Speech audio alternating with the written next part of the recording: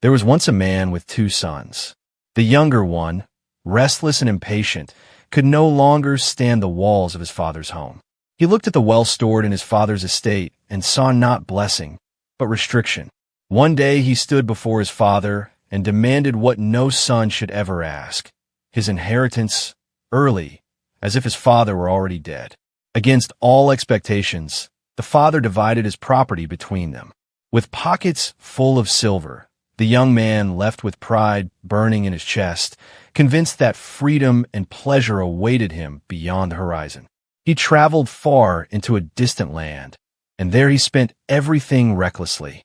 Nights were filled with music, feasts, and laughter, but each day the coins slipped faster through his fingers.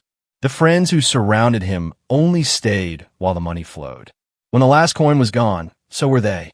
And soon, famine struck the land. Hunger clawed at his stomach, and desperation crushed his pride. He, once rich in his father's house, now found himself penniless, homeless, and despised. Broken and ashamed, he sought work to survive.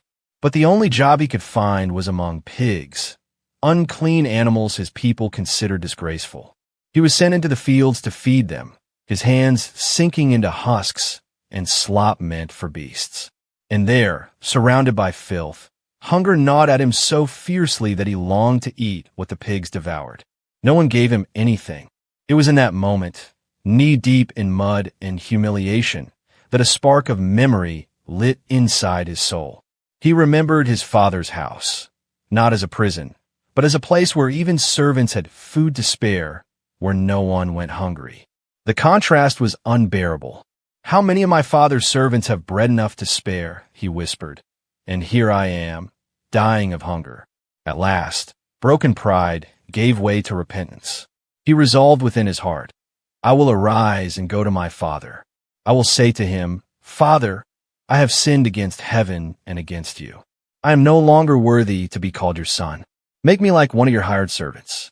And so he rose, weak and trembling, and began the long journey home. Each step carried the weight of shame. The roads that once led him to freedom now carried him back to humility. He rehearsed his words over and over, fearful of his father's anger, unsure if the door would even open.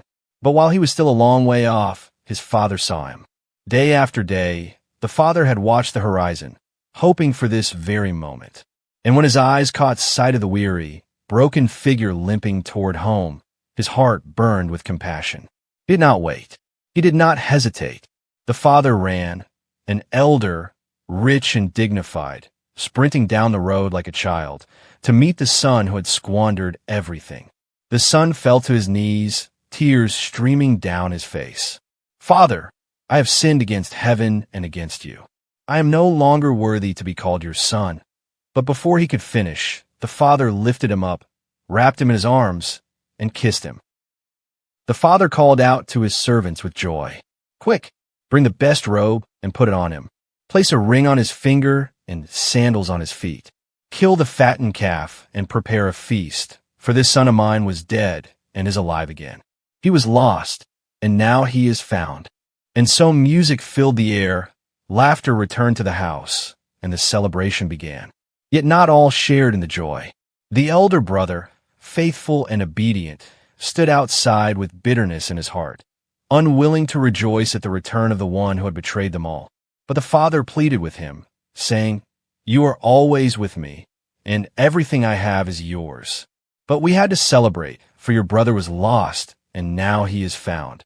The story of the prodigal son is not just about a reckless child or a merciful father. It is about all of us.